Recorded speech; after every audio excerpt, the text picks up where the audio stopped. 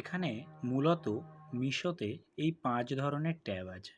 একটা হচ্ছে on hold, ঠিক আছে, একটা হচ্ছে অন হোল্ড, আর একটা পেন্ডিং, 3 নম্বর রেডি টু শিপ ট্যাব, 4 নম্বর শিপ ট্যাব, 5 নম্বর ক্যান্সেলড ট্যাব।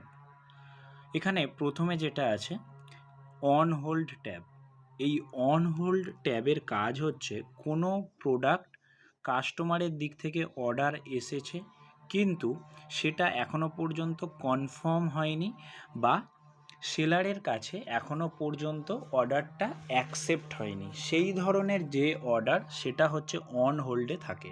এই অন হোল্ডে যদি কোনো অর্ডার থেকে থাকে সেটা আমাদের কাজ নয় যে এটার জন্য কোনো কিছু করা, এটা কোম্পানির ওপর ডিপেন্ড করে, ঠিক আছে।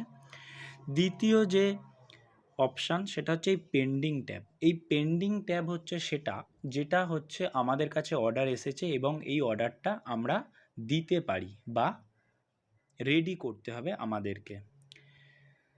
তো এই পেন্ডিং ট্যাব থেকে যখনই আমরা সিলেক্ট করে, এই যে সিলেক্ট করে যখনই আমরা অ্যাকসেপ্ট করব, অ্যাকসেপ্ট করার পর প্রত্যেকটা অর্ডার চলে আসবে রেডি টু শিপ ট্যাবে, প্রত্যেকটা অর্ডার চলে আসবে এই রেডি টু শিপ ট্যাবে।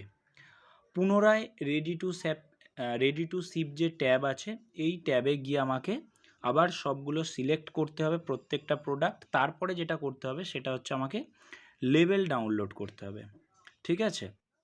তো আমাকে কি করতে হবে, রেডি টু শিপে গিয়ে প্রত্যেকটা অর্ডার যখন এখানে শো করবে তখন আমাকে সেই প্রত্যেকটা প্রোডাক্ট সিলেক্ট করে বিল জেনারেট করতে হবে বা লেবেল ডাউনলোড করতে হবে। তো এই 8টা অর্ডার চলে আসবে রেডি টু শিপে এবং তারপরে প্রত্যেকটা প্রোডাক্ট আমাকে প্যাকেজিং করে বিল পেস্ট করে রেডি রাখতে হবে। কোম্পানি থেকে যখন কুরিয়ার বয় আসবে সে যখন স্ক্যান করবে প্রত্যেকটা প্রোডাক্ট, তারপরে এই প্রত্যেকটা প্রোডাক্ট অর্থাৎ এই 8 পিস যে প্রোডাক্ট আমি রেডি করে রেখেছিলাম সেটা স্ক্যান করার পরে শিপড অপশানে চলে যাবে। আর রইল ক্যান্সেলড সেকশান। এই ক্যান্সেলড সেকশানে যেই সমস্ত প্রোডাক্ট দেখা যায় সেই প্রোডাক্টগুলো অর্ডার পড়েছে কিন্তু আমি সেই অর্ডারটা প্রসেস করিনি বা অর্ডারটা প্রসেস করেছি তখনও পর্যন্ত কোম্পানির কোনো ছেলে এসে পিক আপ করেনি, সেই প্রোডাক্টগুলো হচ্ছে এই ক্যান্সেলড সেকশানে চলে আসবে। বেসিক্যালি এই ক্যান্সেলড সেকশানে যেটা থাকে এটা আমাদের কোনো কিছু করার প্রয়োজন নেই। তো এই হচ্ছে এই 5টা ট্যাবের কাজ, ঠিক আছে।